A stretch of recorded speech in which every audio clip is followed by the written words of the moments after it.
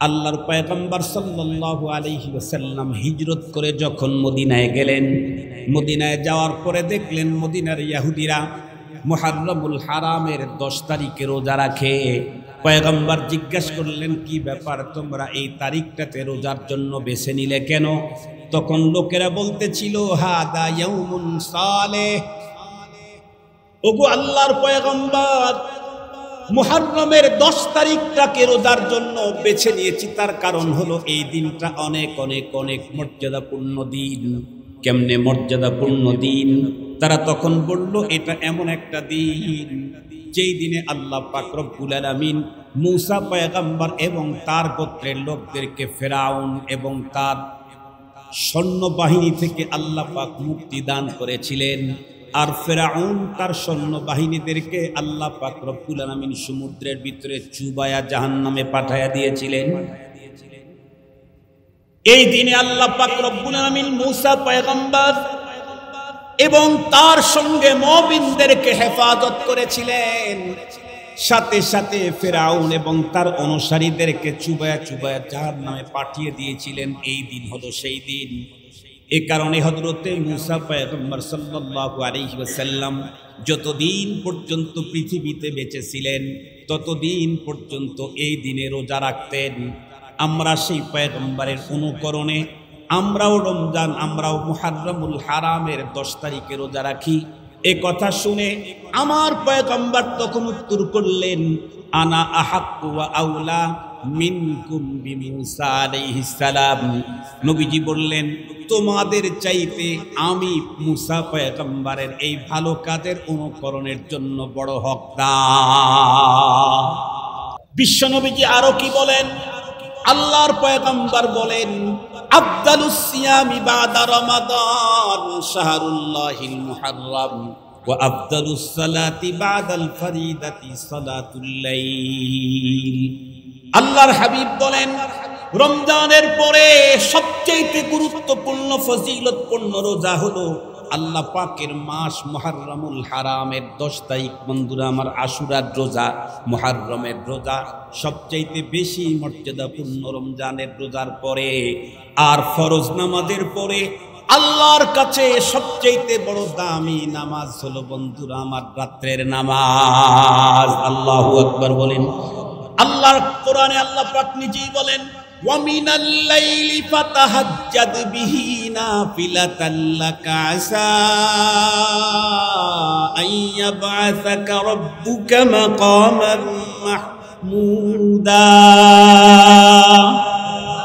ওয়া মিনাল লাইলি ফাতাহাজ্জাদ বিহি, রাত্রের কিছু অংশ তুমি তাহাজ্জুদ পড়ো। বন্ধুরা আমার, খুব ভালো করে বোঝার জন্য চেষ্টা করবেন আল্লাহর পয়গম্বর যে কথা বলেছেন। তবে একটা কথা মনে রাখতে হবে, পয়গম্বর আশুরার রোজার ব্যাপারে আরো কিছু কথা বলে গেছেন। নবীজি বলেন, শোনো, সুমু আশুরা ওয়া খালিফু ফিহিল ইয়াহুদ সুমু ক্বাবলাহু ইয়াওমান আও বাদাহু ইয়াওমা। তোমরা আশুরার রোজার এত ফজিলত, এ কারণে তোমরা অবশ্যই আশুরার রোজা রাখবে। তবে আমি রাসূল তোমাদেরকে বলছি, তোমরা রোজা রাখতে গিয়েও ইহুদিদের সঙ্গে মিল রাখতে পারবা না। তোমরা তাদের সাথে অমিল করার জন্য একদিন আগে অথবা একদিন পরে মিলায়া 2 দিন রোজা রাখবা। একদিন আগে মানে 9 তারিখ 10 তারিখ, একদিন পরে মানে 10 তারিখ আর 11 তারিখ। এই যে কোনো একদিন মিলায়া 10 তারিখের রোজা রাখলে 1 বছরের বন্ধুরা আমার গুনাহগুলা আল্লাহ পাক রব্বুল আলামিন ক্ষমা করে দিবেন। তবে বন্ধুরা আমার, আর একটা কথা এখানে আমাদেরকে বুঝতে হবে, 9 তারিখ আর 10 তারিখ, 10 তারিখ আর 11 তারিখ যে কোনো একটার সঙ্গে মিলাইলেই হবে। তবে উত্তম কোনটা? হযরত উলামায়ে কেরাম বলেন, উত্তম হলো 9 তারিখ আর 10 তারিখ মিলিয়ে রাখা। কেন? আল্লাহ পাকের রাসূল সাল্লাল্লাহু আলাইহি ওয়াসাল্লাম এই আশা পেশ করেছিলেন, ব্যক্ত করেছিলেন, আল্লাহ যদি আমাকে আগামী বছর মুহররমুল হারামের এই তারিখ পর্যন্ত বাঁচিয়ে রাখেন তাহলে আমি 9 আর 10 তারিখের রোজা রাখব। কিন্তু রব্বুল আলামিন তার হাবিবকে ওই পর্যন্ত সময় দেন নাই, উনি দুনিয়া থেকে চলে গেছেন। আমরা সেই হাবিবের কলিজার টুকরা উম্মত, আমরা আমাদের পয়গম্বরের অন্তরের সেই ইচ্ছা পালন করে 9 তারিখ আর 10 তারিখের রোজা রাখবো ইনশাআল্লাহ। কথা বলেন ইনশাআল্লাহ। আমার বাবা আপনার বাবা কোনো কিছু খাওয়ার ইচ্ছা করে যখন মারা যায়, প্রতি বছরই বিশেষ করে বাবার সে কথা মনে পড়লেই সেই জিনিসটা খরিদ করে আমরা কোনো দিনদার, কোনো আল্লাহওয়ালা, কোনো নামাজি মানুষকে খাওয়ায় দেই বাবার মনের সেই তামান্নাকে পূরণ করবার জন্য। আমার বাবার চাইতেও আমার পয়গম্বরের মর্যাদা অনেক উপরে। আল্লাহ পাকের কোরআনে আল্লাহ পাক স্পষ্ট বলেন, কুল ইন কানা আবাউকুম ওয়া আবনাউকুম ওয়া ইখওয়ানুকুম ওয়া আজওয়াজুকুম ওয়া আশীরাতুকুম ওয়া আমওয়ালুন ইকতারাফতুমুহা ওয়া তিজারাতুন তাখশাউনা কাসাদাহা ওয়া মাসাকিনু তারদাউনাহা আহাব্বা ইলাইকুম মিনাল্লাহ আহাব্বা ইলাইকুম মিনাল্লাহি ওয়া রাসূলিহি ওয়া জিহাদিন ফি সাবিলিহি ফাতারাব্বাসু হাত্তা ইয়াতিয়াল্লাহু বিআমরি ওয়াল্লাহু লা ইয়াহদিল কওমাল ফাসিকিন। আল্লাহ পাক প্রথমে 8 বস্তুর কথা উল্লেখ করে পরে 3 বস্তুর কথা উল্লেখ করে আল্লাহ পাক বললেন, এই 8 বস্তুর চাইতে তোমাদের অন্তরে পরের উল্লেখিত 3 বস্তুর মায়া যদি তোমাদের অন্তরে বেশি না হয়, তাহলে তোমরা আযাবের জন্য অপেক্ষা করতে থাকো। তার 8 বস্তুর ভিতরে একটা হলো ইনকানা আবাউকুম আও আবনাউকুম, তোমাদের পিতা মাতা, তোমাদের সন্তান, তোমাদের ভাই বোন, তোমাদের রিলেটিভ, তোমাদের সম্পদ, এরকম করে বলেছেন। যেই 3টার মায়া বাড়তে হবে তার ভিতরে 1 নাম্বার হলো আল্লাহ, 2 নাম্বার হলো রাসূলুল্লাহ, 3 নাম্বার হলো জিহাদ ফি সাবিলিল্লাহ। 3 নাম্বার জিহাদ ফি সাবিলিল্লাহ। ও ঈমানদার, জিহাদকে তুমি জঙ্গিবাদ বলে টিটকারি মারো, তোমার মতো মুমিনের জন্য আল্লাহর জান্নাত মানায় না। জিহাদকে জঙ্গিবাদ বলে টিটকারি মারো, তোমার মতো মুমিনের জন্য আল্লাহ জান্নাত তৈরি করেন নাই। আল্লাহ কোরআনে স্পষ্ট বলে দিয়েছেন, তোমার বাবার চাইতে, তোমার মার চাইতে, তোমার সন্তানের চাইতে, তোমার সম্পদের চাইতে, তোমার বসবাসের ঘরের চাইতে, তোমার ব্যবসা বিজনেসের চাইতে আল্লাহর রাস্তার জিহাদ তোমার কাছে বেশি প্রিয় হতে হবে।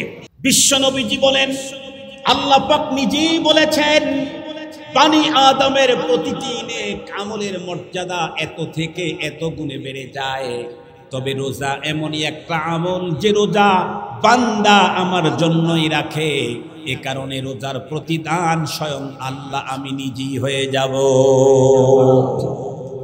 রোজা কেন ফরজ করেছিলেন রব্বুল আলামিন তাও বলেন, কেন ফরজ করেছেন? আল্লাহ বলেন, ইয়া আইয়ুহাল্লাযীনা আমানু কুতিবা আলাইকুমুস সিয়ামু কামা কুতিবা আলাল্লাযীনা মিন ক্বাবলিকুম লাআল্লাকুম তাত্তাকুন। আল্লাহ পাক বান্দাকে তার বন্ধু বানাবার জন্য রোজার বিধান দিয়েছেন। যেই বিধান দিয়ে আল্লাহর বান্দা আল্লাহর বন্ধু হয়, এমন গুরুত্বপূর্ণ বিধান হলো সিয়াম। সেই সিয়ামেরই বন্ধুরা আমার একটা হলো আশুরার রোজা। অথচ এই রোজা রাখতে গিয়েও আল্লাহ বললেন, ও আমার অনুসারী, আমার মুত্তাবিঈন উম্মতের দল, খবরদার, এত বড় দামি ইবাদত করতে গিয়েও যেন ইহুদিদের সঙ্গে মিলে না যায়। ইবাদতের এত দামি ইবাদত, যেই ইবাদতের যাজা স্বয়ং আল্লাহ নিজ হাতে দিবেন অথবা নিজেই তার যাজা হয়ে যাবেন, এত দামি ইবাদত করতেও শরীয়ত কি বলল, নবীজি কি বললেন? নবীজি বললেন, খবরদার, এখানে এত দামি ইবাদত করতেও ইহুদিদের সাথে সামঞ্জস্যতা যেন না হয়। মুসলমান ভাইরা রে আমার, লম্বা কথা নয়, শেষ কথাটা আমি আপনাদের খেদমতে বলি। সেটি হলো মুসলমানদের ইসলামের বন্ধুরা আমার বর্ষের গণনা শুরু হয়েছে হলো হিজরি থেকে। হিজরি থেকে তার মানে পয়গম্বরের হিজরি থেকে মক্কাতুল মুকাররমা থেকে পয়গম্বর মদিনাতুল মুনাওয়ারায় হিজরত করে আসছেন, তখন থেকে মুসলমান বন্ধুরা আমার আরবি মাসের গণনা স্টার্ট করেছে। কিন্তু বন্ধুরা আমার ইহুদিদের তাদের মাসের গণনা শুরু হয়েছে তাদের পয়গম্বরের জন্মদিবস থেকে। কেউ বন্ধুরা আমার তাদের পয়গম্বরের জন্মদিবসকে সামনে নিয়ে বর্ষ গণনা করে, কেউ বা বন্ধুরা আমার তাদের মান্যবর ব্যক্তিদের মৃত্যু দিবসটাকে সামনে নিয়ে বর্ষ গণনা করে। কিন্তু ইসলামের সাহাবায়ে কেরাম পয়গম্বরের জন্ম দিবসটাকে নিয়ে বর্ষ গণনা শুরু করেন নাই। পয়গম্বরের দুনিয়া থেকে বন্ধুরা আমার চলে যাওয়া নিয়েও বন্ধুরা আমার বর্ষ গণনা শুরু করেন নাই। কারণ একজন মানুষের জীবন আর বন্ধুরা আমার মরণ এটা দামি হয় কখন? যখন তার কর্ম দামি হয়। আল্লাহ পাকের রাসূল বলেছেন তোমাদের হাসর হবে কেমন, তোমাদের মরণ হবে যেমন। তোমাদের মরণ হবে কেমন, তোমাদের জীবন হবে যেমন। একজন মানুষ দামি হয় বন্ধুরা আমার তার কর্মের দ্বারায়। আর আল্লাহ পাকের পয়গম্বরের সবচেয়ে বড় যুগান্তকারী কর্মের ভিতরে বন্ধুরা আমার একটা বড় কর্ম হলো শুধু দ্বীনের জন্য, ইসলামের জন্য বন্ধুরা আমার মাতৃভূমি তো শুধু মাতৃভূমি নয়, বরং খানায়ে কাবার জমিন, সাফা মারওয়ার জমিন, মিনা মুজদালিফার জমিন, ও মুসলমান আরাফার জমিনকে পর্যন্ত ত্যাগ করে পয়গম্বর চলে গেলেন আল্লাহর দ্বীনের জন্য। বন্ধুরা আমার সেই কর্মটাকে কিয়ামত পর্যন্ত মুসলমান যাতে এটা তাদের মাথায় রাখে, তাদের মাথায় যেন থাকে আমার পয়গম্বর দ্বীনের জন্য মাতৃভূমি ছেড়েছেন, আল্লাহর ঘরের এরিয়া ছেড়েছেন, মিনা মুজদালিফা সাফা মারওয়া ছেড়েছেন। আমরাও দ্বীনের জন্য পৃথিবীর সবগুলাকে ছেড়ে দিতে পারি, কিন্তু কোনো অবস্থাতেই দ্বীন থেকে দূরে যেতে পারি না। আমরা জানি আমাদের দেশে বিলখুসুস 3 প্রকারের মাসের গণনা চালু আছে। একটা হলো আরবি, আর একটা হলো বাংলা, আর একটা ইংরেজি। আমি 3 প্রকারের বর্ষ গণনার প্রথম নম্বরে বলেছি আরবি, দ্বিতীয় নম্বরে বলেছি বাংলা, তৃতীয় নম্বরে বলেছি ইংরেজি। বাস্তবতা হলো এদেশের ম্যাক্সিমাম মানুষ 12টা মাসের নাম যদি জানে তাহলে প্রথম নাম্বার ইংরেজিটাই জানে। প্রথম হলো জানার দিক থেকে, তারিখ সংরক্ষণ করার দিক থেকে ইংরেজিটা সবার আগে, এরপরে বাংলা, এরপরে আরবি। খুব ভালো করে মনে রাখবেন 3 প্রকারের বর্ষ গণনার আরবিকে আমি প্রথম বললাম কেন? কারণ আমাদের প্রত্যেকের ইন্টারন্যাশনাল পরিচয় হলো, সবচেয়ে বড় পরিচয় হলো আমরা মুসলিম। এর চাইতে বড় পরিচয় আমাদের আর নাই। আমাদের সবচেয়ে বড় পরিচয় আমি মুসলিম। কেমনে? একেবারে সহজ 2-3 মিনিটের মধ্যেই বলি। আপনাদের এই মহল্লার একটা ছেলে যদি পাশের মহল্লাতে যায়, তাকে যদি কেউ না চিনে জিজ্ঞাসা করে বাবা তোমার পরিচয়, সে প্রথমে পরিচিত হবার জন্য তার বাবার নাম বলবে। কিন্তু তার বাবাকেও ওই মহল্লার লোক যদি না চিনে, তখন সে তার দাদার নামে পরিচিতি লাভ করার জন্য চেষ্টা করবে। তাও যদি না চিনে, তখন সে মহল্লার নাম বলবে। আমাকে চিনলেন না? আমি তো অমুক পাড়ার ছেলে। ও এখন চিনলাম। এই ছেলেটাই যদি এই রংপুর সিটি থেকে বের হয়ে পাশের কোনো থানাতে যায়, যেই থানার লোকেরা রংপুর সিটির প্রত্যেকটি মহল্লার নাম জানে না, তারা যদি জিজ্ঞাসা করে ভাই তোমার পরিচয়, তাহলে বাবার নাম দিয়ে পরিচিত হওয়া যাবে কি? না। মহল্লার নাম দিয়ে না। তখন বলবে যে আমি রংপুর শহরে থাকি, সিটিতে থাকি। ও চিনলাম। এই লোকগুলি যখন এক দেশ থেকে আরেক দেশে চলে গেল, সেই দেশের মানুষ তো রংপুর চেনে না, পীরগঞ্জ চেনে না, দিনাজপুর চেনে না, লালমনিরহাট চেনে না, নীলমনিরহাটও চেনে না, লাল সাগরও চেনে না, নীল সাগরও চেনে না। সেইখানে যদি কেউ জিজ্ঞাসা করে ভাই আপনার পরিচয়, তখন কি বাবার নামে পরিচয় হবে? মহল্লার নামে, এলাকার নামে, কিসের নামে? দেশের নাম। বলবে আমি বাংলাদেশি। ও বাঙালি, এ কথা বলবে। আমার জিজ্ঞাসা হলো, এই মানুষগুলি যখন এই জগৎ ছেড়ে আর একটা জগতে চলে যাবে, এখন আছে জমিনের উপরে, সেদিন বেশি দূর নয় যেদিন 3টা সাদা কাপড়ে প্যাকেট করে জমিনের ভিতরে ঢুকায় দিবে। সেইখানে যাওয়ার পরেও তো পরিচয় জিজ্ঞাসা করা হবে, মার রাব্বুকা ওয়া মা দীনুকা ওয়া মান হাদার রাজুল্লাযী বুইসা ফীকুম। সেখানেও পরিচয় জানতে চাবে, মার রাbb, তোমার পরিচয় বল। সেই জায়গায় যদি বলে আমারে চিনলেন না, আমি তো ফয়জুল্লাহর পোলা, চিনবে। যদি বলে আমি রংপুর সিটির লোক, চিনবে। যদি বলে আমি বাংলাদেশি, চিনবে। কি বলতে হবে? সেই দিন পরিচয় হবে ঈমান আর ইসলাম দিয়ে। সে বলতে হবে আমারে চিনেন না, রব্বি আল্লাহ, আমার রব আল্লাহ, আমি আল্লাহর বান্দা, আমি মুমিন। তাহলে আমার সবচাইতে বড় পরিচয়, যেটা এই জগতেও চলে পরজগতেও চলে, সেই পরিচয় হলো আমি মুমিন, আমি মুসলিম। মুহতারাম হাজিরিন, খুব কথা ভালো করে বুঝতে হবে। এইটা আমার সবচাইতে বড় পরিচয়, আমি মুসলিম। এই মুসলমানদের ইসলামের বুনিয়াদ 5টা। রাসূল করিম সাল্লাল্লাহু আলাইহি ওয়াসাল্লাম ইরশাদ করেছেন, সহিহ হাদিস, বুনিয়াল ইসলামু আলা খামসিন। ইসলামের স্তম্ভ কয়টা? 5টা। 5টা ইসলামের স্তম্ভের ভিতরে 2টার সম্পর্কই হলো আরবি মাসের সাথে। তার মধ্যে একটা হচ্ছে রোজা। বলুন তো দেখি, রোজা আরবি মাসে শুরু হয় না বাংলা মাসে? ইংরেজিতে। ইংরেজিতে না। রাসূলুল্লাহ সাল্লাল্লাহু আলাইহি ওয়াসাল্লাম কি বলেছেন? সুমু লিরুয়াতিহি ওয়াফতিরু লিরুয়াতি। তোমরা আরবি মাসের চাঁদ দেখে রোজা রাখো আর চাঁদ দেখে রোজা ছাড়ো। আরো একটা গুরুত্বপূর্ণ ইসলামের রুকুন, সেটা হলো হজ্জে বাইতুল্লাহ, বাইতুল্লাহর হজ। বলুন তো দেখি, বাইতুল্লাহর হজের সম্পর্ক ইংরেজি মাসের সাথে। ফেব্রুয়ারির 3 তারিখ, জানুয়ারির 10 তারিখ, ফাল্গুনের 12 তারিখ, কোন মাসের সাথে? আরবি মাস জিলহজ। মনে রাখবেন, হজ কোন ব্যক্তি পালন করতে চাইলে তার জন্য 2টা জিনিস নির্ধারিত, জায়গাও নির্ধারিত, মাসও নির্ধারিত।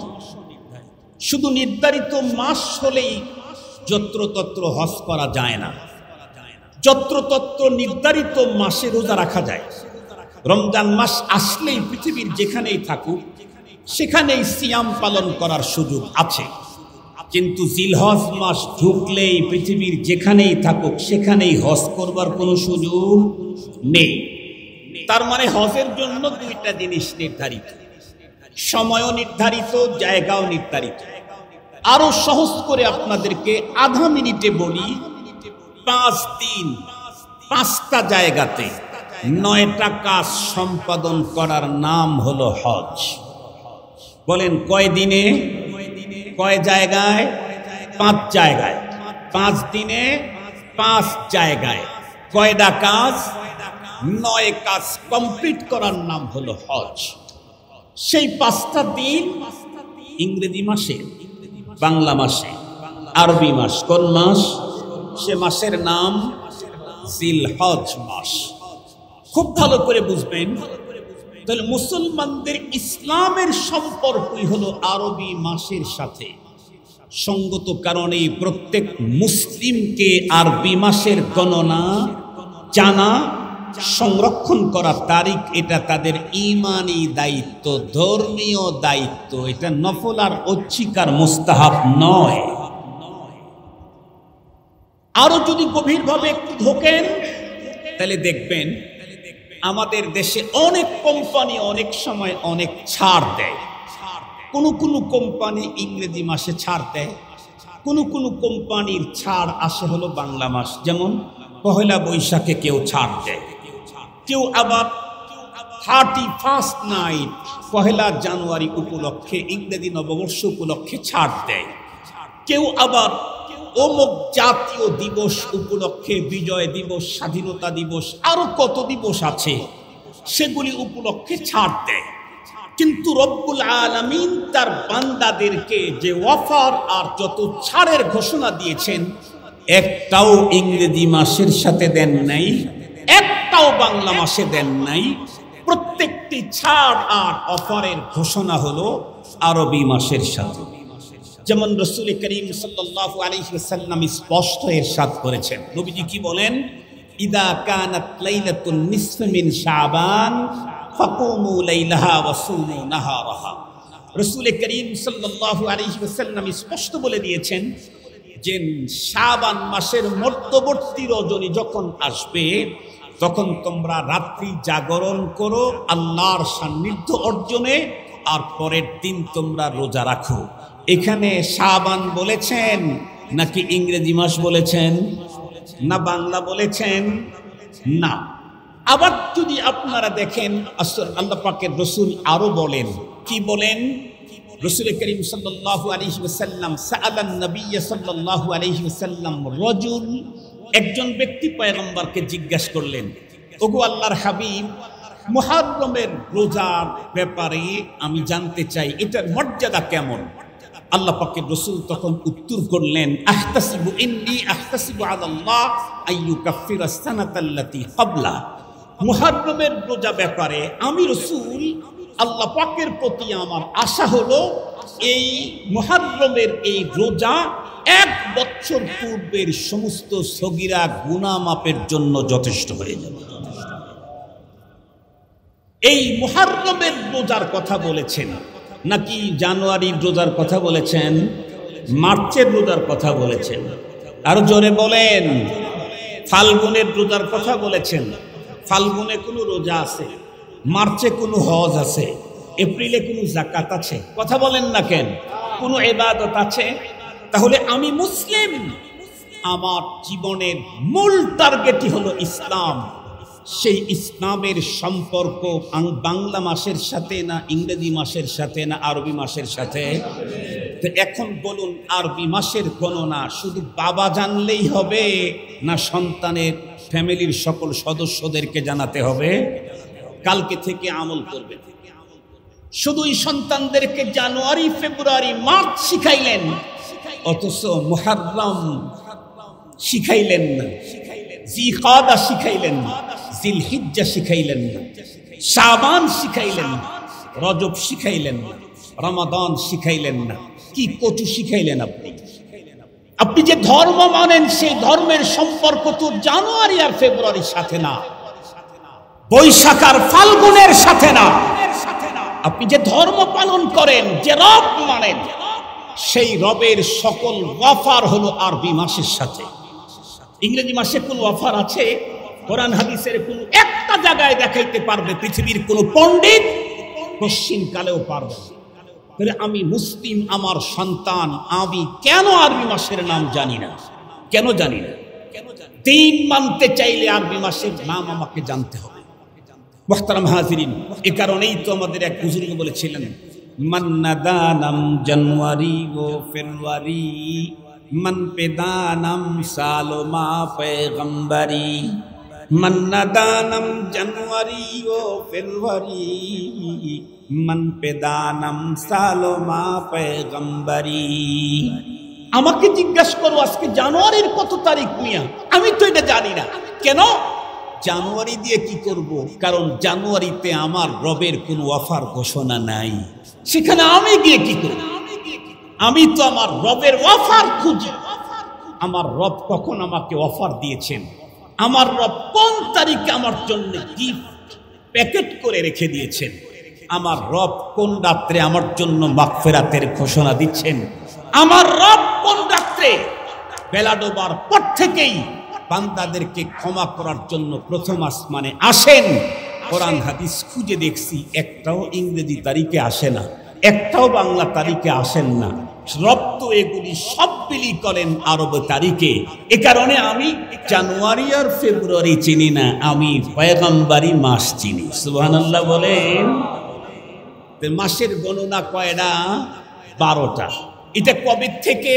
আল্লাহ পাক নিজেই বলেন, ইন্না ইদ্দাতাশ শুহুরি ইনদাল্লাহি ইসনা আশারা শাহরা ফি কিতাবিল্লাহি ইয়াওমা খালাকাস সামাওয়াতি ওয়াল আরদ মিনহা আরবাআতুন হুরুম। খুব ভালো করে বুঝবেন কথাগুলি। কেন? আমাদের দেশের এখনো 95% মুসলমান ইসলাম আর ইসলামী ইতিহাস জানে না। ইসলাম জানে না, ইসলাম জানে না। যতটুকুন জানে ভুল ভাল কিছু জানে। সঠিক তথ্য এদেশের এখনো 5% মুসলমানদের কাছেও নেই। মুহররমকে নিয়েই ধূম্রজাল, মুহররমকে নিয়েই ভয়ঙ্কর রকমের বিভ্রান্তি আছে। মুহররমকে নিয়ে আমি আগেই বলেছি, এই সাবজেক্টের উপরে পরিপূর্ণ কথা বলার জন্য আমি একা হব। আজকের সব হুজুররা যদি এক সাবজেক্টের উপরেই কথা বলতেন কিছুটা বুঝতে পারতেন। আমি সেখানে 40-50 মিনিটে আপনাদেরকে কি বুঝাবো? আল্লাহ তাআলা মৌলিক যে কথাগুলি আমাকে আপনাদের খেদমতে উপস্থাপন করবার তৌফিক দান করেন, এতটুকুন পেশ করি। তাহলে আরবি মাস, সমস্ত মাস 12টার উপরে 13 মাস ইংরেজিরাও আবিষ্কার করতে পারে নাই, বাংলাওয়ালাও পারে নাই। কথা বলেন না কেন? আরবিতে 12 মাস, ইংরেজিও 12, বাংলাও 12।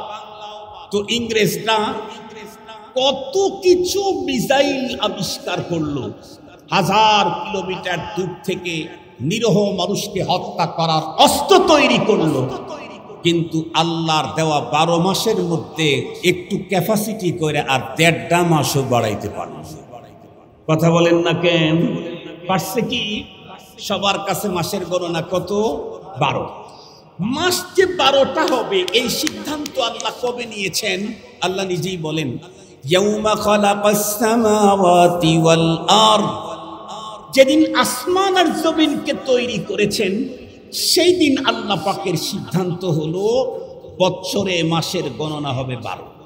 এই কথাটা মাথার মধ্যে একটু ভালো করে সিফটিকিন দিয়ে আটকায় রাখেন, সিফটিকিন দিয়ে আটকায় রাখেন, যাতে সামনে গিয়ে আবার ছুঁড়ে না যায়। আদম পয়গম্বর তখন তৈরি হন নাই, তখন আল্লাহ পাকের সিদ্ধান্ত মাস কয়টা হবে বৎসরে? 12টা। মিনহা আরবাআতুন হুরুম।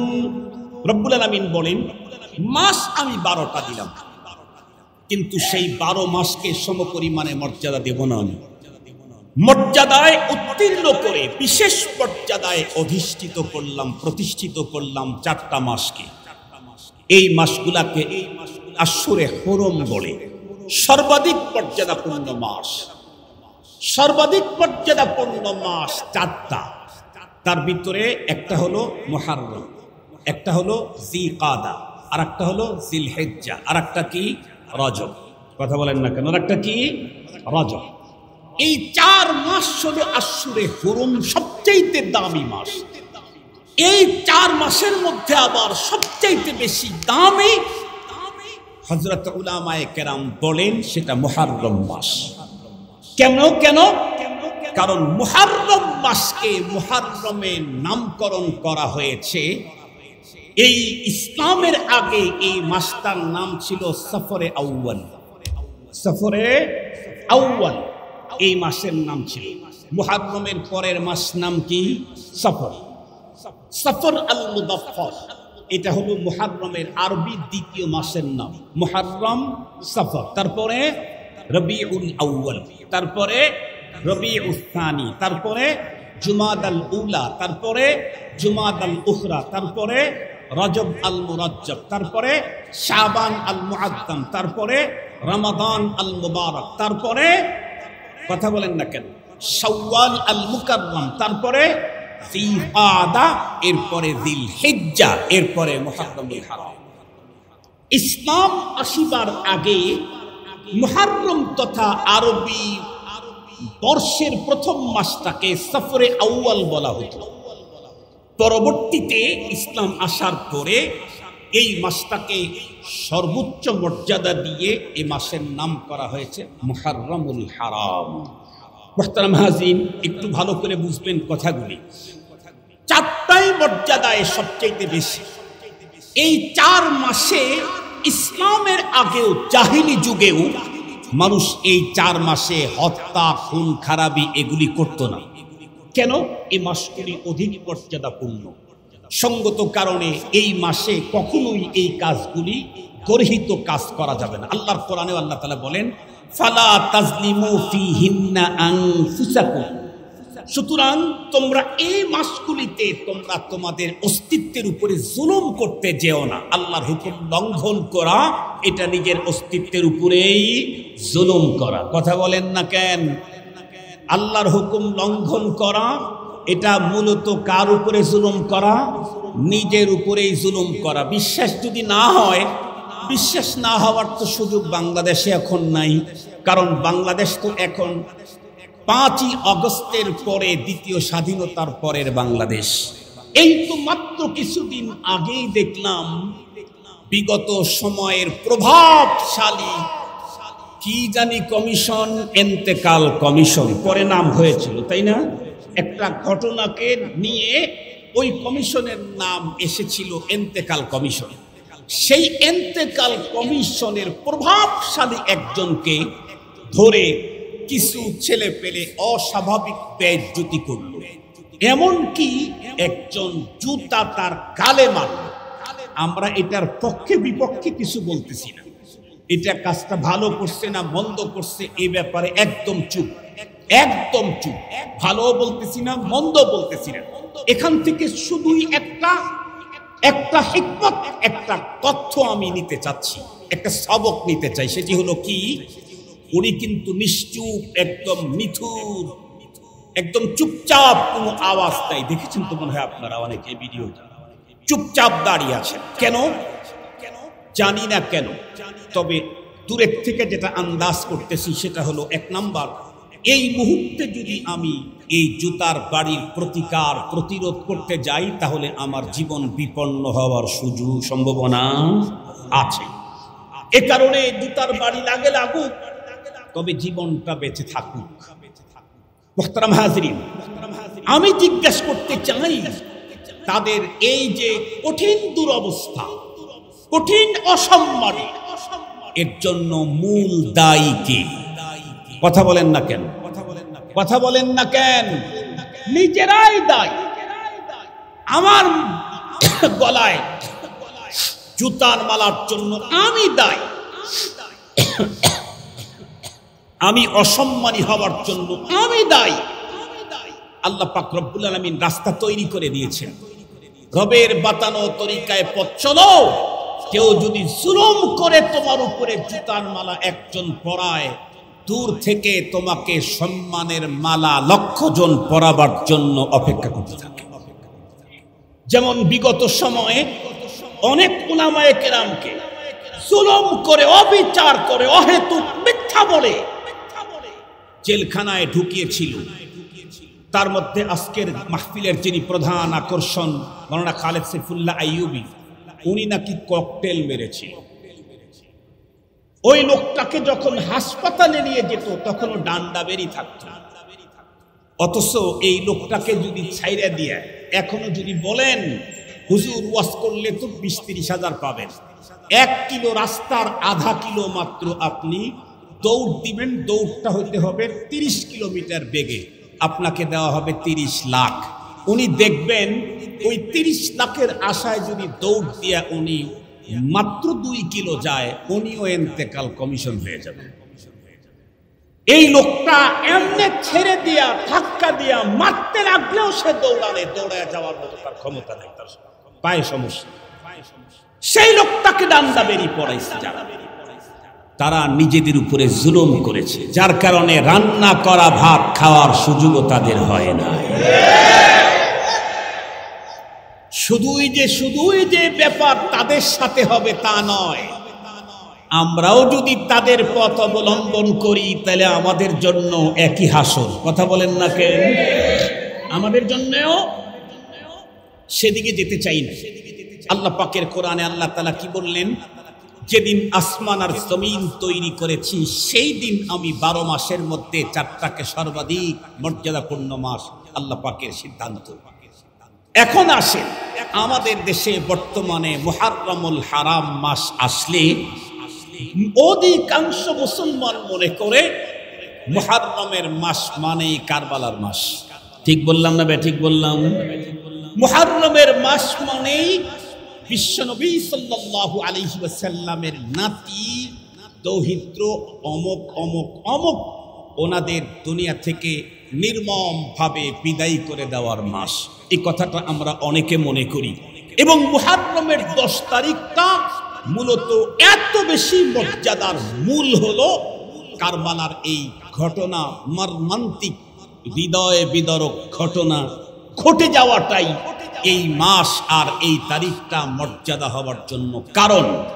এই কথা যারা মনে করেন তাদেরকে আমি বলছি, হযরতে ইমাম হাসান হুসাইন আমাদের নবীজি এমনকি আদম পয়গম্বর তৈরিরও অনেক আগে আল্লাহ পাকের ঘোষণার সিদ্ধান্ত মাস হবে আরবি 12টা, এর মধ্যে মর্যাদায় উত্তীর্ণ মাস হবে 4টা। তার ভিতরে মর্যাদায় প্রথম হলো মুহররমুল হারাম। হুসাইন রাদিয়াল্লাহু আনহু তো দূরের কথা, ওনার নানাজি আমাদের জীবনের চাইতেও বেশি প্রিয় মহানবী মুহাম্মদুর রাসূলুল্লাহ সাল্লাল্লাহু আলাইহি ওয়াসাল্লাম। ওনার পিতা ইব্রাহিম আলাইহিস সালাম, ওনার পিতা আদম আলাইহিস সালামও তখন তৈরি হন নাই যখন আল্লাহ পাক এই মাসকে মর্যাদার সিদ্ধান্ত নিয়েছে। মুসলমান ভাইরা রে আমার খুব ভালো করে বুঝবেন, শুধুই এতটুকু নয়, হযরত ইবনে আব্বাস রাদিয়াল্লাহু তাআলা আনহুর রিওয়ায়াত যদি আপনারা হাদিসের ভিতরে পড়েন করেন অনুসন্ধান করেন তাহলে দেখবেন ইবনে আব্বাস রাদিয়াল্লাহু তাআলা আনহু বর্ণনা করেন আল্লাহর পয়গম্বর সাল্লাল্লাহু আলাইহি ওয়াসাল্লাম হিজরত করে যখন মদিনায় গেলেন, মদিনায় যাওয়ার পরে দেখলেন মদিনার ইহুদিরা মুহররমুল হারামের 10 তারিখে রোজা রাখে। পয়গম্বর জিজ্ঞাসা করলেন, কি ব্যাপার, তোমরা এই তারিখটাতে রোজার জন্য বেছে নিলে কেন? তখন লোকেরা বলতেছিল, হাদা ইয়াউমুন সালেহ, ওগো আল্লাহর পয়গম্বর, মুহররমের 10 তারিখটাকে রোজার জন্য বেছে নিয়েছি, তার কারণ হলো এই দিনটা অনেক অনেক অনেক মর্যাদাপূর্ণ দিন। কেমনে মর্যাদাপূর্ণ দিন? তারা তখন বলল, এটা এমন একটা দিন যেই দিনে আল্লাহ পাক রব্বুল আলামিন মূসা পয়গম্বর এবং তার গোত্রের লোকদেরকে ফেরাউন এবং তার সৈন্যবাহিনী থেকে আল্লাহ পাক মুক্তি দান করেছিলেন। আর ফেরাউন তার সৈন্যবাহিনীদেরকে আল্লাহ পাক রব্বুল আলামিন সমুদ্রের ভিতরে চুবায়া জাহান্নামে পাঠায়া দিয়েছিলেন।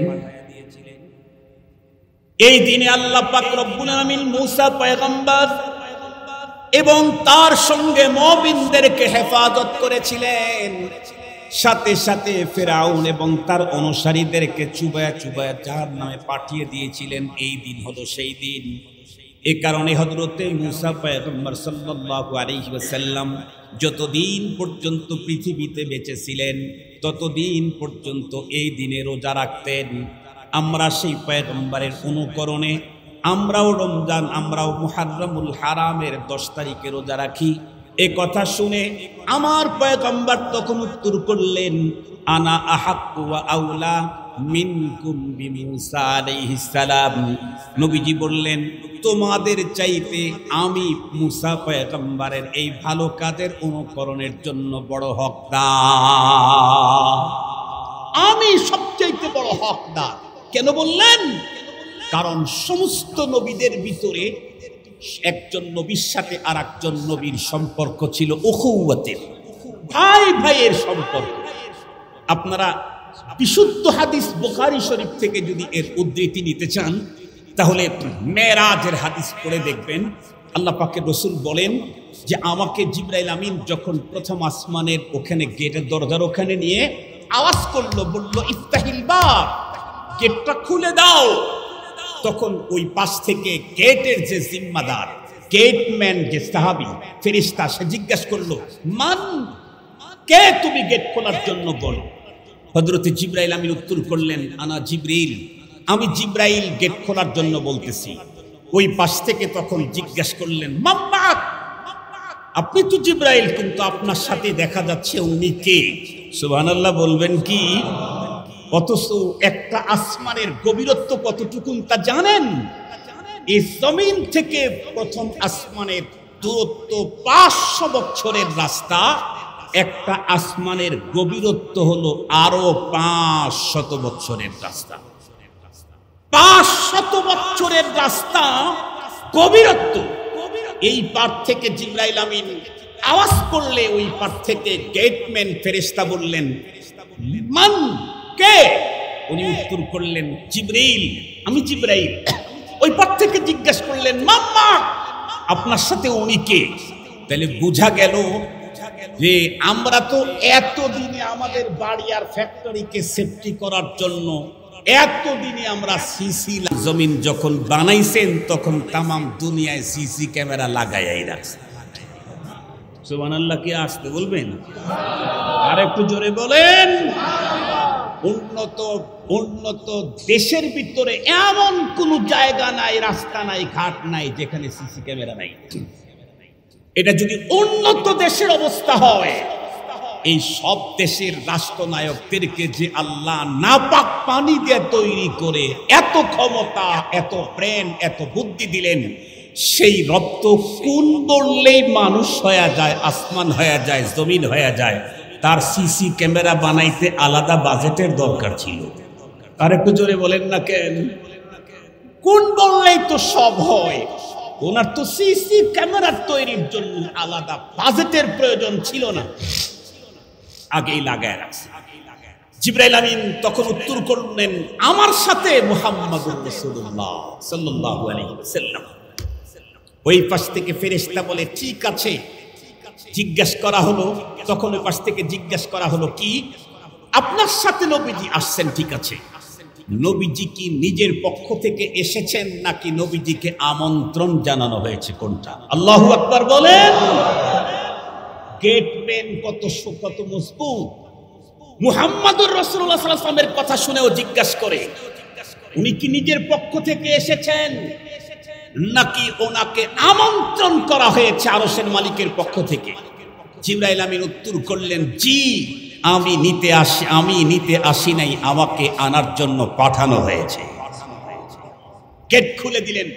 নবীজি বলেন, প্রথম আসমানে গিয়ে আমার সাথে আমার ভাই অমুক নবীর সাথে দেখা হলো।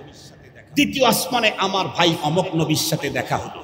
শুধু দুইজন নবীর ব্যাপারে পয়গম্বর বলেছেন আমার বাবার সাথে দেখা হলো। একজন হযরতে আদম আলাইহিস সালাম আর একজন হযরতে ইব্রাহিম আলাইহিস সালাম। সেই দিক থেকে এক নবী আর এক নবীর সাথে সম্পর্ক কিসের? ভাতৃত্বের সম্পর্ক, ভাই ভাই। খুব ভালো করে বুঝবেন কথাগুলি। বিশ্বনবী সাল্লাল্লাহু আলাইহি ওয়াসাল্লাম মুহররমুল হারামের 10 তারিখের বন্ধুরা আমার রোজা রাখা শুরু করে দিলেন। নবীজি রোজা রাখলেন। ভালো করে বুঝবেন কথাগুলি। আশুরা, এটা হলো আশারা আরবি শব্দ থেকে। আমাদের দেশের যত মানুষ হজ ব্রত পালন করতে যায় অথবা আরব কান্ট্রিতে যারা যায়, দেখবেন তারা অন্য কোনো আরবি না শিখলে 2-3টা আরবি 40 দিনেই শিখে আসে। একটা হলো তরিক তরিক তরিক। ঠিক বললাম না? ঠিক বললাম? হাজিদের কমন কিচ্ছু জানে না, হাজির মূর্খ, গন্ড মূর্খ। কিন্তু এখানে যাওয়ার পরে তরিক আরবিটা শিখে আসে। কেন? ওই পুলিশ আর সিকিউরিটি গার্ডটা যা আছে সব শুধু এটাই বলে, তরিক তরিক হাজি, তরিক তরিক, ইয়া আল্লাহ তরিক হাজি, ইয়া আল্লাহ তরিক, এটাই বলে। আর কি, আপনি যে কোনো ফুটপাতের দোকানেও যদি যান, গিয়া দেখবেন সেখানে কিছু মহিলারাও বসে থাকে ফুটপাত দোকান নিয়ে, কিছু ছেলেরাও বসে থাকে। ওরা আমাদের দেশে যেমন শীতের সময় বলে 20, 20, 40, 40, 40, সৌদি আরবে কি বলে? আশারা, আশারা, আশারা, খামাস্তা আশা, খামাস্তা আশা, খামাস্তা আশা, খামসা, খামসা, খামসা। খামসা মানে খামসা, খামসা না। আপনাকে বলে নাই যে খামসা। খামসা মানে হলো, খামসা দিতে গেলেও তো 5 আঙ্গুল লাগে। কি বলেন? বাংলা খামসা দিতে গেলেও কয় আঙ্গুল লাগে? 5 আঙ্গুল লাগে। আরবি খামসা মানে হলো 5। খামসুন মানে কি? 5। সেখান থেকে খামসা। খামাস্তা আশার, খামসাতা আশার, তার মানে 15। আর আশারা মানে 10। যে কোনো বাংলাতে 10, আরবিতে আশারা। 10ম, এটাকে আরবিতে বলা হয় আশুরা, বাংলা হলো 10ম। মুহররমুল হারামের 10তম তারিখটাকে আশুরা বলা হয়। এই আশুরার রোজা হযরত মুসা আলাইহিস সালাম পালন করতেন। নবী আলাইহিস সালাম মদিনাতুল মুনাওয়ারায় হিজরত করে দেখলেন তারাও পালন করে। নবীজি জানতে চাইলে জানানো হলো। নবীজি বললেন আনা আহাক্কু ওয়া আউলা মিনকুম বিমুসা, তোমাদের চাইতে আমি মুসা পয়গম্বরের অনুকরণের বেশি হকদার। নবীজি রোজা রাখলেন। খুব ভালো করে কথা বলি বুঝবেন। শুধু কি রোজাই রাখলেন না, বরং নবীজি কথা বললেন। নবীজিকে জিজ্ঞাসা করা হলো, একজন জিজ্ঞেস করছে, ওগো নবীজি, আশুরার রোজার কি পরিমাণে দাম হতে পারে? নবী রাসূল উত্তর করলেন, ইন্নী আহতাসিবু আলাল্লাহ আইয়ুকাফিরাস সানাতাল্লাতী ক্বাবলা। আশুরার এই রোজা দিয়া 1 বছর পূর্বের সমস্ত কবিরা গুনাহ মাফ হয়ে যাবে। বিশ্ব নবীজি আরো কি বলেন? আল্লাহর পয়গম্বর বলেন, আফদালুস সিয়ামি বাদা রমাদান শাহরুল্লাহিল মুহাররম ওয়া আফদালুস সালাতি বাদাল ফরিদাতি সালাতুল লাইল। আল্লাহর হাবিব বলেন, রমজানের পরে সবচেয়ে গুরুত্বপূর্ণ ফজিলতপূর্ণ রোজা হলো আল্লাহ পাকের মাস মুহররমুল হারামের 10 তারিখ। বন্ধুরা আমার, আশুরার রোজা, মুহররমের রোজা সবচেয়ে বেশি মর্যাদাপূর্ণ রমজানের রোজার পরে। আর ফরজ নামাজের পরে আল্লাহর কাছে সবচেয়ে বড় দামি নামাজ হলো বন্ধুরা আমার রাতের নামাজ। আল্লাহু আকবার বলেন। আল্লাহর কোরআনে আল্লাহ পাক নিজেই বলেন, ওয়া মিনাল লাইলি ফাতাহাজ্জাদ বিহি নাফিলাতাল লাকা আসা আইয়াবআসাকা রাব্বুকা মাকামান মাহমুদা। ওয়া মিনাল লাইলি ফাতাহাজ্জাদ বিহি, রাতের কিছু অংশ তুমি তাহাজ্জুদ পড়ো। বন্ধুরা আমার, খুব ভালো করে বোঝার জন্য চেষ্টা করবেন আল্লাহর পয়গম্বর যে কথা বলেছেন। তবে একটা কথা মনে রাখতে হবে, পয়গম্বর আশুরার রোজার ব্যাপারে আরো কিছু কথা বলে গেছেন। নবীজি বলেন, শোনো, সুমু আশুরা ওয়া খালিফু ফিহিল ইয়াহুদ সুমু ক্বাবলাহু ইয়াওমান আও বাদাহু ইয়াওমা। তোমরা আশুরার রোজার এত ফজিলত, এ কারণে তোমরা অবশ্যই আশুরার রোজা রাখবে। তবে আমি রাসূল তোমাদেরকে বলছি, তোমরা রোজা রাখতে গিয়েও ইহুদিদের সঙ্গে মিল রাখতে পারবা না। তোমরা তাদের সাথে অমিল করার জন্য একদিন আগে অথবা একদিন পরে মিলায়া 2 দিন রোজা রাখবা। একদিন আগে মানে 9 তারিখ 10 তারিখ, একদিন পরে মানে 10 তারিখ আর 11 তারিখ। এই যে কোনো একদিন মিলায়া 10 তারিখের রোজা রাখলে 1 বছরের বন্ধুরা আমার গুনাহগুলা আল্লাহ পাক রব্বুল আলামিন ক্ষমা করে দিবেন। তবে বন্ধুরা আমার, আর একটা কথা এখানে আমাদেরকে বুঝতে হবে, 9 তারিখ আর 10 তারিখ, 10 তারিখ আর 11 তারিখ যে কোনো একটার সঙ্গে মিলাইলেই হবে। তবে উত্তম কোনটা? হযরত উলামায়ে কেরাম বলেন, উত্তম হলো 9 তারিখ আর 10 তারিখ মিলিয়ে রাখা। কেন? আল্লাহ পাকের রাসূল সাল্লাল্লাহু আলাইহি ওয়াসাল্লাম এই আশা পেশ করেছিলেন, ব্যক্ত করেছিলেন, আল্লাহ যদি আমাকে আগামী বছর মুহররমুল হারামের এই তারিখ পর্যন্ত বাঁচিয়ে রাখেন, তাহলে আমি 9 আর 10 তারিখের রোজা রাখব। কিন্তু রব্বুল আলামিন তার হাবিবকে ওই পর্যন্ত সময় দেন নাই, উনি দুনিয়া থেকে চলে গেছেন। আমরা সেই হাবিবের কলিজার টুকরা উম্মত, আমরা আমাদের পয়গম্বরের অন্তরের সেই ইচ্ছা পালন করে 9 তারিখ আর 10 তারিখের রোজা রাখবো ইনশাআল্লাহ। কথা বলেন ইনশাআল্লাহ। আমার বাবা, আপনার বাবা কোনো কিছু খাওয়ার ইচ্ছা করে যখন মারা যায়, প্রতি বছরই বিশেষ করে বাবার সে কথা মনে পড়লেই সেই জিনিসটা খরিদ করে আমরা কোনো দিনদার, কোনো আল্লাহওয়ালা, কোনো নামাজি মানুষকে খাওয়ায় দেই, বাবার মনের সেই তামান্নাকে পূরণ করবার জন্য।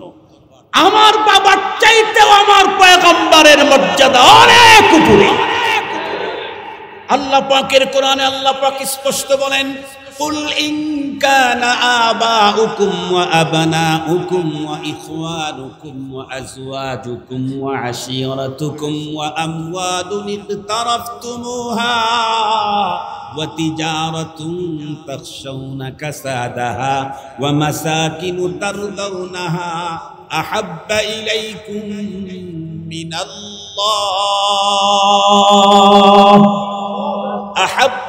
ইলাইকুম মিনাল্লাহি ওয়া রাসূলিহি ওয়া জিহাদিন ফি সাবিলিহি ফাতারাব্বাসু হাত্তা ইয়াতিয়াল্লাহু বিআমরি ওয়াল্লাহু লা ইয়াহদিল কওমাল ফাসিকিন। আল্লাহ পাক প্রথমে 8 বস্তুর কথা উল্লেখ করে পরে 3 বস্তুর কথা উল্লেখ করে আল্লাহ পাক বললেন, এই 8 বস্তুর চাইতে তোমাদের অন্তরে পরের উল্লেখিত 3 বস্তুর মায়া যদি তোমাদের অন্তরে বেশি না হয়, তাহলে তোমরা আযাবের জন্য অপেক্ষা করতে থাকো। তার 8 বস্তুর ভিতরে একটা হলো ইনকানা আবাউকুম আও আবনাউকুম, তোমাদের পিতামাতা, তোমাদের সন্তান, তোমাদের ভাই বোন, তোমাদের রিলেটিভ, তোমাদের সম্পদ, এরকম করে বলেছেন। যেই 3টার মায়া বাড়তে হবে তার ভিতরে 1 নাম্বার হলো আল্লাহ, 2 নাম্বার হলো রাসূলুল্লাহ, 3 নাম্বার হলো জিহাদ ফি সাবিলিল্লাহ। 3 নাম্বার জিহাদ ফি সাবিলিল্লাহ। ও ইমানদার, জিহাদকে তুমি জঙ্গিবাদ বলে টিটকারি মারো, তোমার মতো মুমিনের জন্য আল্লাহর জান্নাত মানায় না। জিহাদকে জঙ্গিবাদ বলে টিটকারি মারো, তোমার মতো মুমিনের জন্য আল্লাহ জান্নাত তৈরি করেন নাই। আল্লাহ কোরআনে স্পষ্ট বলে দিয়েছেন, তোমার বাবার চাইতে, তোমার মার চাইতে, তোমার সন্তানের চাইতে, তোমার সম্পদের চাইতে, তোমার বসবাসের ঘরের চাইতে, তোমার ব্যবসা বিজনেসের চাইতে আল্লাহর রাস্তার জিহাদ তোমার কাছে বেশি প্রিয় হতে হবে। তা যদি না হয় তাহলে দাঁড়া। ছোটবেলায় মনে আছে না, স্কুলে না গিয়ে খেলতে যখন গেছি, বাবা এসে শুনেই দিছে ধাওয়া, আমিও দৌড়। খানিক যাওয়ার পরে পিছনের দিকে তাকায় দেখি যে আব্বার আমার দিকে আসতেছে না, আমরাও দাঁড়াইছি। বাবা লাঠি নিয়ে কি বলছে, দাঁড়া। তার মানে কি, কাছে পাইলেই বিস্কিট দিবেন। কথা বলেন না কেন? লজেন্স দিবেন। লজেন্স ছোটটা না বড়টা? কথা বলেন না কেন? পুরস্কার না পানিশমেন্ট? আরো জোরে বলেন। আল্লাহ বলেন, তোমার সম্পদের চাইতে জিহাদ ফি সাবিলিল্লাহর মায়া না বাড়লে দাঁড়া। সেদিকে যেতে চাই না তো, অনেক বড় কথা, মরণা এসে গেছে। এই জন্য আমি আমার আলোচনাকে 10 মিনিটের মধ্যে শেষ করে দিই। নির্ধারিত তারিখ, সময়ও ইনশাআল্লাহ ঠিক আছে। নির্ধারিত টাইম হিসাবে আমার কিন্তু আছে আর 2 মিনিট। আমি 2 মিনিটই বলি না, আস্তে আস্তে একটু সময় লাগবে। উনি আসা পর্যন্ত বলি, যতটুকু বলতে পারি। লস তো হইব না, নাকি বলেন? কারণ আমি তোমার বাবার কথা বলতে আসি নাই, আমি তোমার নানার বাড়ির গল্প শোনাই নাই। এ পর্যন্ত গল্প শুনেছি আপনাদেরকে। আল্লাহ তাআলার কথা, কোরআনের কথা বলছি, ঝামেলা নেই ইনশাআল্লাহ।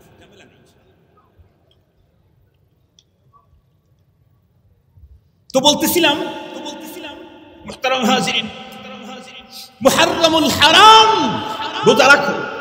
নবীজি বললেন, আমি যদি বেঁচে থাকি তাহলে 9-10 মিলায় রাখবো। নবীজি চলে গেলেন, আমরা উম্মতেরা নবীজির সে আশা পূরণ করবো তো ইনশাআল্লাহ, করবো তো ইনশাআল্লাহ। আল্লাহ আমাদেরকে তৌফিক দান করুন। এই মাত্র এই 2টা রোজা আমাকে আল্লাহ দিবেন কি, 1 বছরের সমস্ত সগীরা গুনাহকে আল্লাহ তাআলা ক্ষমা করে দিবেন মাত্র 2টা রোজা দিয়ে। সুবহানাল্লাহ বলবেন কি একটু জোরে? আল্লাহ পাক আমাদেরকে এই সিয়ামের তৌফিক দান করুন। মুহতারাম হাজিরিন, এখন বলুন তো দেখি, নবীজি মদিনায় গিয়েই দেখলেন তখনকার মানুষ এই দিনটাকে মূল্যায়ন করে, এত মর্যাদা দেয়। পয়গম্বর নিজে প্রথম দিলেন না মুসা আলাইহিস সালাম আগে থেকেই দেওয়া শুরু করছেন? মুসা আলাইহিস সালাম কি নবীজি মুহাম্মদ রাসূলুল্লাহ সাল্লাল্লাহু আলাইহি ওয়াসাল্লামের আগে পূর্ববর্তী পয়গম্বর না তার পূর্বের পয়গম্বর? তার পূর্বের পয়গম্বর। নবীজির আগে ছিলেন ঈসা আলাইহিস সালাম, তারও আগে মুসা আলাইহিস সালাম। মুসা আলাইহিস সালাম ওই সময় থেকে পালন করেন এই দিনের মর্যাদা সেই সময় থেকেই। তবে এই দিনেই হযরত রাসূল করিম সাল্লাল্লাহু আলাইহি ওয়াসাল্লামের কলিজার টুকরা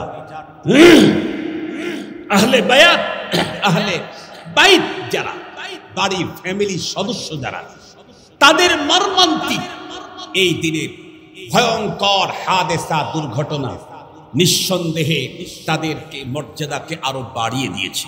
কথা কি বুঝাতে পারছি আপনাদেরকে? তবে আশুরাই কারবালা, কারবালাই আশুরা নয়। মনে থাকবে তো ইনশাআল্লাহ? আরো অনেক কথা আছে, সেগুলি দিকে আমরা যেতে চাই না। আমার কথা হলো, এই দিনে পুরা মুহররমুল হারাম মাসে আমার রাসূল আমাকে কি করতে বলেছেন? আমার রাসূল এই পুরা মাসের মধ্যে শুধুই 2 দিনে রোজা রাখার অর্ডার করেছেন। কোনো রাত্রি পালনের কোনো বিধান নাই, অন্য কোনো কাজ করবার কোনো পারমিশন নাই। বাতি জ্বালাবেন, আলোকসজ্জা করবেন, হালুয়া রুটি বানাবেন, তাজিয়া করবেন, পিঠ চিরবেন আর ফারবেন আর হায় হুসাইন বলবেন, কোনো পারমিশন, কথা বলেন না কেন, কোনো পারমিশন নেই। ইসলাম পারমিশন দেয় নাই, আমার জন্য পারমিশন নাই। এগুলি করব তো খোদায়ে পাকের গজবের ভিতরে পড়ব। রব আগেই বলে দিলেন, ফালা তাজলিমু ফিহিন্না আনফুসাকুম, খবরদার, সারাটা বছরই তো আমার, এর মধ্যে সর্বাধিক মর্যাদাপূর্ণ মাস হলো 4টা। সারা মাসে সারা বছরই তো অপরাধ করা যায় না, বিশেষ করে এই 4 মাস আরো করা যায় না। বলেন তো দেখি, তামাম জমিন কার? আরো জোরে বলেন, তামাম জমিন কার? জমিনের কোন জায়গায় অপরাধ করা যায় না। এই মসজিদের জমিনটা কার? বাইরে যেই অপরাধ করতে পারবে, মসজিদে এসে কি সেই অপরাধ কেউ করতে পারবে?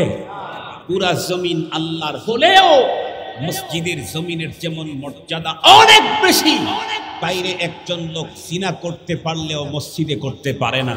বাইরে একজন লোক একজনের উপরে মানহানি করতে পারলেও মসজিদে তা করতে পারে না। মুহতারাম হাজরিন, অন্য মাসে কেউ আল্লাহর হুকুমকে লঙ্ঘন করলেও মুহররমুল হারামে করতে পারে না। কেন? এটা সর্বাধিক মর্যাদা, অনেক বেশি মর্যাদা।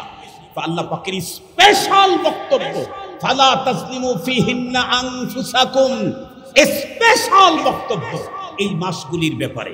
মুহতারাম হাজরিন, এজন্য খবরদার, আমরা আমাদের আবেগ প্রদর্শন করতে গিয়ে কখনোই শরীয়তের কোনো হুকুম আমি লঙ্ঘন করব না।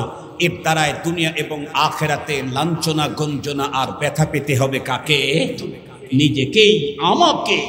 আল্লাহ পাক আমাদেরকে কথাগুলি বুঝবার, আমল করবার তৌফিক দান করুন। আরে পুজোরে বলবেন কি আমিন? 2টা কথা বলে শেষ করে দিচ্ছে আমার ভাই আসা পর্যন্ত। একটা বলার সুযোগ পেলে একটা বলবো, 2টা বলার সুযোগ পেলে 2টা বলবো। 1 নাম্বার কথা হলো, আল্লাহ পাকের রাসূল কি বললেন? এত দামি রোজা, আশুরার রোজা, তুমি কি বলেন তোমরা এটা রাখো, তবে সাথে সাথে বললেন ওয়া খালিফু ফিহিল ইয়াহুদ, খবরদার ইহুদিদের সাথে মিল করতে পারবা না। তারা একটা রাখে, তোমরা কয়টা রাখো? এবার আসুন, রোজার মতো ইবাদত, যেই ইবাদতের জাযা সম্পর্কে রমজানের রোজার ব্যাপারে আল্লাহ নিজেই বলেন হাদিসে কুদসি, ইল্লা সাওম ফাইন্নাহু লি ওয়া আনা আজজি বিহি আও উজজা বিহি। বিশ্ব নবীজি বলেন, আল্লাহ পাক নিজেই বলেছেন, বানি আদমের প্রতিটি নেক আমলের মর্যাদা এত থেকে এত গুণে বেড়ে যায়, তবে রোজা এমনই একটা আমল যে রোজা বান্দা আমার জন্যই রাখে, এ কারণে রোজার প্রতিদান স্বয়ং আল্লাহ আমি নিজেই হয়ে যাব। রোজা কেন ফরজ করেছিলেন রব্বুল আলামিন তাও বলেন, কেন ফরজ করেছেন? আল্লাহ বলেন, ইয়া আইয়ুহাল্লাযীনা আমানু কুতিবা আলাইকুমুস সিয়ামু কামা কুতিবা আলাল্লাযীনা মিন ক্বাবলিকুম লাআল্লাকুম তাত্তাকুন। আল্লাহ পাক বান্দাকে তার বন্ধু বানাবার জন্য রোজার বিধান দিয়েছেন। যেই বিধান দিয়ে আল্লাহর বান্দা আল্লাহর বন্ধু হয়, এমন গুরুত্বপূর্ণ বিধান হলো সিয়াম। সেই সিয়ামেরই বন্ধুরা আমার একটা হলো আশুরার রোজা। অথচ এই রোজা রাখতে গিয়েও আল্লাহ বললেন, ও আমার অনুসারী, আমার মুত্তাবিঈন উম্মতের দল, খবরদার, এত বড় দামি ইবাদত করতে গিয়েও যেন ইহুদিদের সঙ্গে মিলে না যায়। ইবাদতের এত দামি ইবাদত, যেই ইবাদতের জাযা স্বয়ং আল্লাহ নিজ হাতে দিবেন অথবা নিজেই তার জাযা হয়ে যাবেন, এত দামি ইবাদত করতেও শরীয়ত কি বলল, নবীজি কি বললেন? নবীজি বললেন খবরদার, এখানে এত দামি ইবাদত করতেও ইহুদিদের সাথে সামঞ্জস্যতা যেন না হয়। তাহলে আমি জিজ্ঞেস করতে চাই, তাহলে আমি আমার বাড়িটা কি ইহুদিদের কাটিং এ বানানো দরকার? আমার মেয়েটার শিক্ষা দীক্ষা তাদের মতো করে করা দরকার? মিয়া এখন কথা বলেন না কেন? কথা বলেন না কেন? ঘর সাজানো কি পশ্চিমাদের মতো সাজানো দরকার? আমার সন্তানের ড্রেসটা ইহুদিদের মতো হওয়া দরকার, হিন্দুদের মতো হওয়া দরকার। আরো জোরে বলেন, নাসারাদের মতো হওয়া দরকার। জোরে বলেন, চুলের কাটিংটা কি নেইমারের মতো হওয়া দরকার, মেসির মতো হওয়া দরকার? মুহতারাম হাজিরিন, আমার পোশাকের ডিজাইন, আমার চুলের কাটিং, আমার বাসার ডিজাইন, আমার ঘরের সিস্টেম, আমার সন্তানের চলাফেরা খাওয়া সবগুলি হতে হবে মুহাম্মাদুর রাসূলুল্লাহ সাল্লাল্লাহু আলাইহি ওয়াসাল্লামের মতো। ইবাদতের শ্রেষ্ঠ ইবাদত রোজা, সেখানেও ইহুদিদের সাথে মিল করবার কোনো পারমিশন নাই। সঙ্গত কারণে মুসলিম তার জীবন চলার কোনো ক্ষেত্রেই ইহুদ নাসারা আর হিন্দুদেরকে মডেল বানাবার কোনো পারমিশন। আর একটু আস্তে বলেন, আর একটু জোরে বলেন। বিগত সময় এদেশের মুসলমানদেরকে কাঁটাতারের ওই পারের হিন্দুদের সভ্যতার সাথে মিলিয়ে সাংস্কৃতিক গুলে খাওয়ারের ষড়যন্ত্র চলেছিল।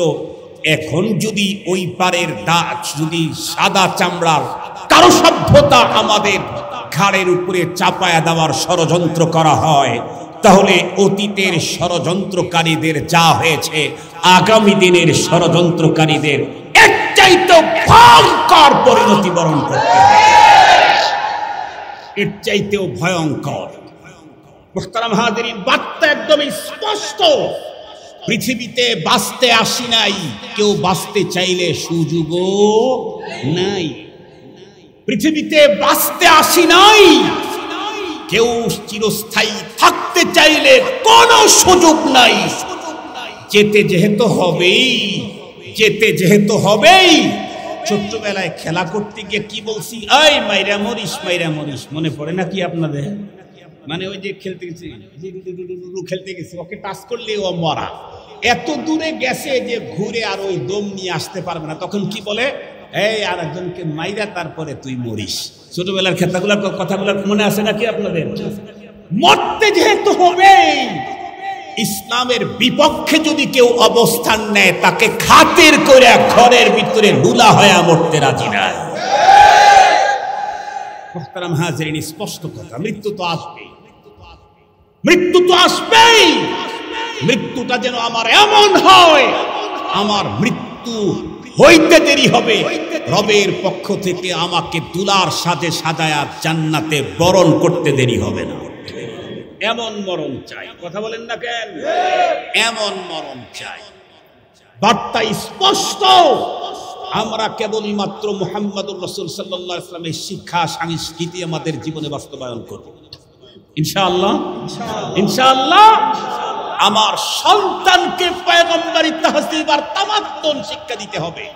মনে রাখেন রংপুর নতুন সিটির নতুন ভদ্র ভাইয়েরা, মনে রাখেন, সন্তানকে যদি আল্লাহর পাঠানো পথ পদ্ধতি না শিখান, সন্তান শুধু রব থেকেই দূরে চলে যাবে না, বরং ওই সন্তান আপনাকে আপনার ঘর থেকে বের করে বৃদ্ধাশ্রমে পাঠাবে।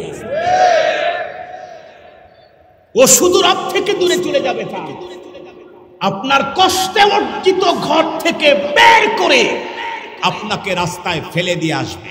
ঘটনা কি বাংলাদেশে অস্বাভাবিক না দৈনন্দিনের ঘটনা? আর একটু জোরে বলেন। ঢাকা শহরে আমি 2টা মসজিদে জুমার নামাজে পড়াই। একটা বনশ্রী সেন্ট্রাল মসজিদ, ওইখানে এক ভদ্রলোকের একটা ছেলে একটা মেয়ে। সে তার ছেলেকে হাফেজ আলেম বানানোর জন্য এতটাই মরিয়া হয়ে লাগছে, ছেলেকে নরমাল মাদ্রাসায় তিনি সেখানে থাকতে পারে না, খাইতে পারে না, পরিবেশ মেলে না। শেষে মাদ্রাসায় একটা দিয়েছে তার একটা ছেলেকে শুধু হাফেজ বানানোর জন্য। মাদ্রাসায় একটা স্টাফ, তো আমি ওরে একদিন, আমার খুব কাছের মানুষ, বয়স আমার অনেক ছোট, আমাকে বলে হুজুর, আমি বলি কি ব্যাপার, এই আপনি রাজধানীতে থাকেন, ভিআইপি এরিয়াতে থাকেন, একটা মাত্র সন্তান, তাকে আপনি হুজুর বানাইতেছেন এবং হুজুর কেন হচ্ছে না, পেরেশান, প্রতিদিন দোয়া নেন, প্রতি সপ্তাহে ছেলেকে সাথে করে নিয়ে আসেন, শেষ পর্যন্ত একটা সন্তানকে হাফেজ বানানোর জন্য মাদ্রাসায় একটা শুরু করে দিলেন, প্রতি মাসে একটা মাদ্রাসায় ব্যয় আছে না অনেক টাকা। উনি বললেন হুজুর, আমি আমার সন্তানকে হাফেজ আলেম বানানোর জন্য এত পাগল হয়েছি, আমার ডান পামের বাড়িওয়ালাদের সন্তানদের আচার আচরণ দেখি, কি কত কষ্ট করে বাবায় জীবনের শুরু থেকে 60 বছর পর্যন্ত হাড়ভাঙ্গা পরিশ্রম দিয়ে মাত্র 7 তলা বাড়িটা তৈরি করলো, রিটায়ারমেন্টের পরে এসে একটু আরামে নিজের তৈরি করা বাড়িতে থাকবে, কিন্তু ছেলে আর ছেলের বউ বাবার বাড়ি থেকে তাকে বের করে দিচ্ছে। আমার যেহেতু একটাই ছেলে, আমি চাই না আমার সন্তান আমার বার্ধক্যতায় আমাকে বৃদ্ধাশ্রমে রেখে আসুক, আমি চাই আমার সন্তান আমার বার্ধক্যতায় আমার মাথার কাছে দাঁড়িয়ে আল্লাহর কোরআন তেলাওয়াত করুক।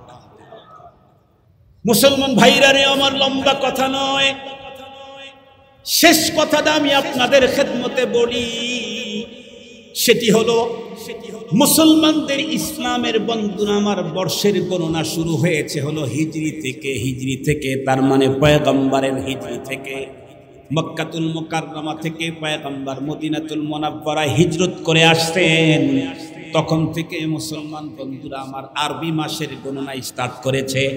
কিন্তু বন্ধুরা আমার ইহুদিদের তাদের মাসের গণনা শুরু হয়েছে তাদের পয়গম্বরের জন্মদিবস থেকে।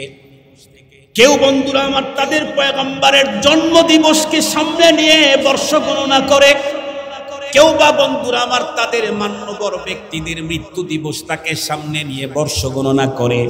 কিন্তু ইসলামের সাহাবায়ে কেরাম পয়গম্বরের জন্মদিবসটাকে নিয়ে বর্ষ গণনা শুরু করেন নাই, পয়গম্বরের দুনিয়া থেকে বন্ধুরা আমার চলে যাওয়া নিয়েও বন্ধুরা আমার বর্ষ গণনা শুরু করেন নাই। কারণ একজন মানুষের জীবন আর বন্ধুরা আমার মরণ এটা দামি হয় কখন, যখন তার কর্ম দামি হয়।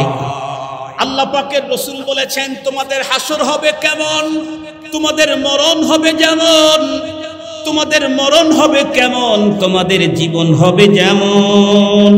একজন মানুষ দামি হয় বন্ধুরা আমার তার কর্মের দ্বারায়। আর আল্লাহ পাকের পয়গম্বরের সবচেয়ে বড় যুগান্তকারী কর্মের ভিতরে বন্ধুরা আমার একটা বড় কর্ম হলো শুধু দ্বীনের জন্য, ইসলামের জন্য বন্ধুরা আমার মাতৃভূমি তো শুধু মাতৃভূমি নয়, বরং খানায়ে কাবার জমিন, সাফা মারওয়ার জমিন, মিনা মুজদালিফার জমিন, ও মুসলমান আরাফার জমিনকে পর্যন্ত ত্যাগ করে পয়গম্বর চলে গেলেন আল্লাহর দ্বীনের জন্য। বন্ধুরা আমার সেই কর্মটাকে কিয়ামত পর্যন্ত মুসলমান যাতে এটা তাদের মাথায় রাখে, তাদের মাথায় যেন থাকে আমার পয়গম্বর দ্বীনের জন্য মাতৃভূমি ছেড়েছেন, আল্লাহর ঘরের এরিয়া ছেড়েছেন, মিনা মুজদালিফা সাফা মারওয়া ছেড়েছেন, আমরাও দ্বীনের জন্য পৃথিবীর সবগুলাকে ছেড়ে দিতে পারি, কিন্তু কোনো অবস্থাতেই দ্বীন থেকে দূরে যেতে পারি না।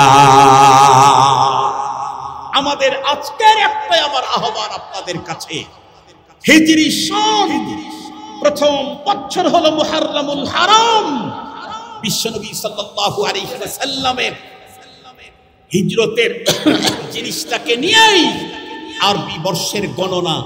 এখান থেকে আমাদের কাজকে দীপ্ত শপথ গ্রহণ করতে হবে, সব ছাড়তে পারি, দিন আর দিনদারদের কখনো ছাড়তে পারি না, সব পর করতে পারি, দিন আর দিনদারদেরকে কখনো পর ভাবতে পারি না।